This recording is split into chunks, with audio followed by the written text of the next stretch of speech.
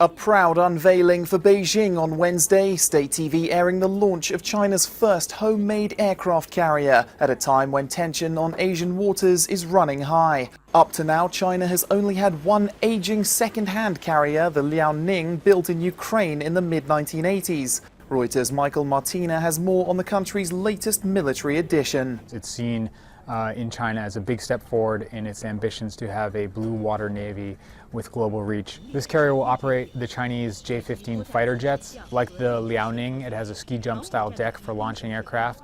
But while the Liaoning's main goal was always training and development of the country's carrier groups, we can expect that this ship, when it's up and running, will be formally utilized in military operations and for humanitarian relief efforts. It's been a long-awaited unveiling, with local media publishing pictures of the carrier's construction for several months. China's Navy has become increasingly prominent recently as Beijing polices what it claims to be its turf in the South China Sea. China also caused alarm sailing the Liaoning through the Taiwan Strait at the height of tensions between the two sides earlier this year, essentially telling its self-ruled neighbor, "We're watching you."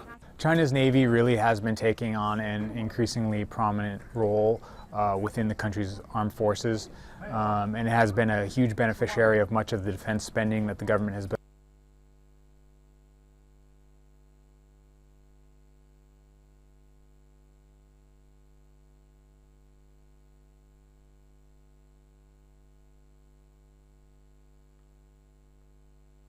Blue water navy that will allow the country to project its power far afield. Despite the boost, experts say Beijing has no plans to try and match the might of the US Navy, which is still by far the strongest force in the Pacific. And despite the fanfare, China's new carrier also isn't expected to see active duty until 2020.